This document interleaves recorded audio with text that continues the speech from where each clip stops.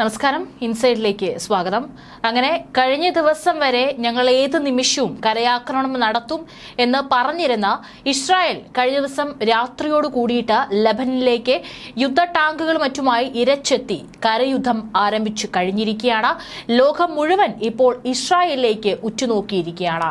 ഇനി എന്തായിരിക്കും സംഭവിക്കാൻ പോകുന്നത്? ഗാസ പോലെ തന്നെ ലെബനനും മാറുമോ എന്നുള്ളതാണ്. കാരണം ഇപ്പോൾ ലെബനനിലേക്ക് ഇരച്ചെത്തുമ്പോൾ ഗാസ പോലെ തന്നെ നിരവധി സിവിലിയൻസ് ആണ് അവിടെ നിന്ന് അഭയാർത്ഥികളായിട്ട് മാറുന്നത്. അവരെല്ലാം എങ്ങോട്ട് പോകും? ഒരു കൂട്ടപലായനം തന്നെ സംഭവിക്കാനുള്ള സാധ്യതയും മുൻപിലുണ്ട്.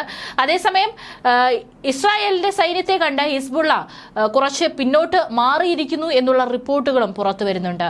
ഈ ഒരു യുദ്ധം കഴിഞ്ഞ ദിവസം വരെ വ്യോമാക്രമണമായിരുന്നു. ഇപ്പോഴാണ് കരയുദ്ധത്തിലേക്ക് ഇസ്രായേൽ കടന്നിരിക്കുന്നത്.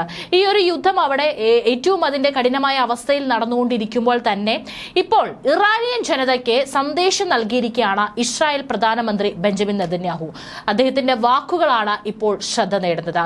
ഇസ്രായേൽ നിങ്ങൾക്കൊപ്പമുണ്ടെന്നും ഇറാൻ ഉടൻ സ്വതന്ത്രമാകുമെന്നാണ് നെതന്യാഹു ഇറാനിലെ ജനങ്ങൾക്ക് നേരിട്ട് നൽകിയ സന്ദേശത്തിൽ പറഞ്ഞിരിക്കുന്നത്.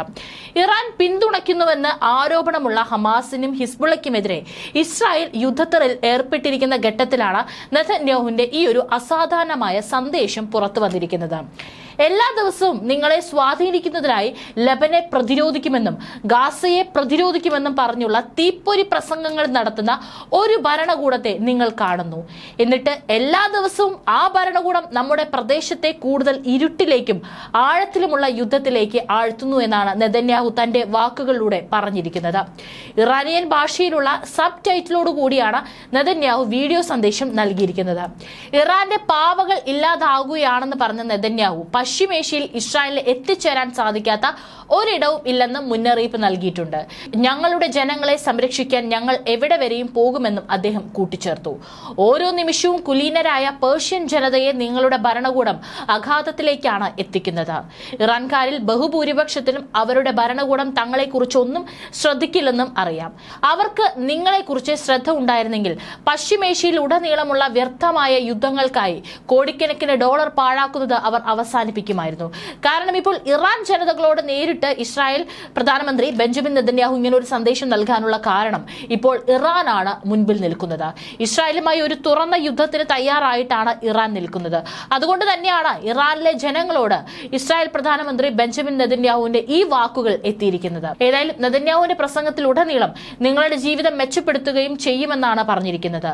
ആണവായുധങ്ങൾക്കും വിദേശ യുദ്ധങ്ങൾക്കുമായി ഭരണകൂടം പാഴാക്കിയ പണമെല്ലാം നിങ്ങളുടെ കുട്ടികളുടെ വിദ്യാഭ്യാസത്തിനും നിങ്ങളുടെ ആരോഗ്യ സംരക്ഷണത്തിനും നിങ്ങളുടെ രാജ്യത്തിന്റെ അടിസ്ഥാന സൗകര്യങ്ങൾക്കും നിക്ഷേപിച്ചിരുന്നെങ്കിലെന്ന് സങ്കല്പിക്കുക.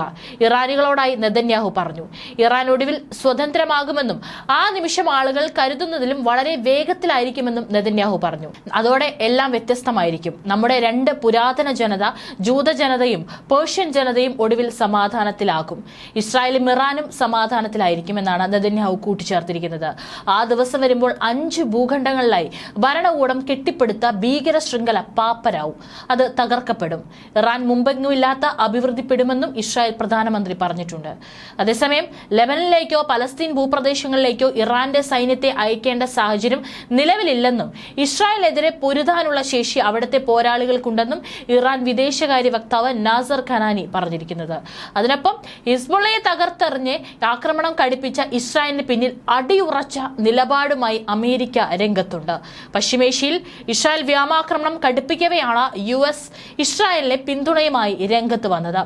ഇസ്രായേൽ സ്വയം പ്രതിരോധിക്കാനുള്ള എല്ലാ അവകാശവും ഉണ്ടെന്നും അതിന് USന്റെ പിന്തുണയുണ്ടെന്നും പ്രതിരോധ സെക്രട്ടറി ലോയിഡ് ഓസ്റ്റിൻ പ്രസ്താവനയിൽ പറഞ്ഞു. ഇസ്രായേലിനെ നേരിട്ട് ആക്രമിച്ചാൽ ഇറാൻ ഗുരുതര പ്രത്യാഘാതം നേരിടേണ്ടി വരുമെന്ന മുന്നറിയിപ്പും അദ്ദേഹം നൽകി. ഒക്ടോബർ 7-ന് സമാനമായ മറ്റൊരു ആക്രമണം നടക്കാതിരിക്കാനും വടക്കൻ ഇസ്രായേലിലെ ജനങ്ങളുടെ സുരക്ഷ ഉറപ്പാക്കാനും ഹിസ്ബുള്ളയുടെ ആക്രമണ ഉപാധികൾ തകർക്കേണ്ടത് ആവശ്യകതയാണ്. അതേസമയം അതിർത്തിക്ക് ഇരുവശവുമുള്ള സിവിലിയന്മാർക്ക് സുരക്ഷിതമായി മടങ്ങാനുള്ള നയതന്ത്ര പരിഹാരവും ആവശ്യമാണ്. ഇറാനിൽ നിന്നും ഇറാൻ പിന്തുണയുള്ള തീവ്രവാദ ഗ്രൂപ്പുകളിൽ നിന്നും US പൗരന്മാർക്കും പങ്കാളികൾക്കും സഖ്യകക്ഷികൾക്കും നേരിടേണ്ടി വരുമെന്ന ഭീഷണികളെ പ്രതിരോധിക്കാൻ US തയ്യാറാണ്. ഇസ്രായേലിനെ നേരിട്ട് ആക്രമിച്ചാൽ ഇറാൻ ഗുരുതരമായ പ്രത്യാഘാതം നേരിടേണ്ടി വരുമെന്ന് ആവർത്തിച്ച് പറയുകയാണ് ലോയിഡ് ഓസ്റ്റിൻ. അതേസമയം ലെബനാനിൽ വ്യാപക വ്യോമാക്രമണത്തിന് പിന്നാലെ കരയുദ്ധത്തിന് തുടക്കമിട്ടിരിക്കുകയാണ് ഇസ്രായേൽ. ഈ സാഹചര്യത്തിലാണ് അമേരിക്ക പിന്തുണയുമായി എത്തിയിരിക്കുന്നത്. യുദ്ധം വ്യാപിക്കുന്ന അവസ്ഥയുണ്ടായാൽ അമേരിക്ക കളത്തിലിറങ്ങുമെന്ന സൂചന തന്നെയാണ് ഇപ്പോഴത്തെ പ്രസ്താവന. ഹിസ്ബുള്ള കേന്ദ്രങ്ങളെ ലക്ഷ്യമിട്ട് നിയന്ത്രിതവും കേന്ദ്രീകൃതവുമായ കരയുദ്ധം ആരംഭിച്ചതായാണ് ഇസ്രായേൽ സൈന്യം പ്രസ്താവനയിൽ പറഞ്ഞിരിക്കുന്നത്. ലബനീസ് അതിർത്തി ഗ്രാമങ്ങളിലേക്ക് ഇസ്രായേൽ ടാങ്കുകൾ പ്രവേശിച്ചിട്ടുണ്ട്. ഇസ്രായേൽ ഏത് നിമിഷവും കരയുദ്ധത്തിന് തുടക്കമിടുമെന്ന സൂചനയുണ്ടായിരുന്നു. കഴിഞ്ഞ ദിവസങ്ങളിൽ ലബനാൻ അതിർത്തി മേഖലയിൽ ഇസ്രായേൽ വൻതോതിലുള്ള സൈനിക വിന്യാസം നടത്തിയിരുന്നു. കരയുദ്ധം ഉടൻ ആരംഭിക്കുമെന്ന് ഇസ്രായേൽ പ്രതിരോധ മന്ത്രി യോ ഗാലന്റും ആവർത്തിച്ചതിന് പിന്നാലെയാണ് സൈന്യം മേഖലയിലേക്ക് ഇരച്ചെത്തിയിരിക്കുന്നത്. അതേസമയം ലബനനിലെ കരയുദ്ധത്തെ ശക്തിയോടെ ചെറുക്കുമെന്നും ഹിസ്ബുള്ള സജ്ജമാണെന്നും ഹസൻ നസ്രുള്ള വധത്തിന് ശേഷം ആദ്യമായി നടന്ന ടെലിവിഷൻ അഭിസംബോധനയിൽ deputy secretary general Naim Qassem വ്യക്തമാക്കി. മുതിർന്ന നേതാക്കൾ കൊല്ലപ്പെട്ടുവെങ്കിലും സംഘടനാ സംവിധാനം ഉലയാതെ തുടരുന്നുവെന്നും ഹസൻ നസ്രുള്ളയുടെ പിൻഗാമിയെ ഉടൻ പ്രഖ്യാപിക്കുമെന്നും നിലവിൽ ചുമതല വഹിക്കുന്ന അദ്ദേഹം പറഞ്ഞിരുന്നു.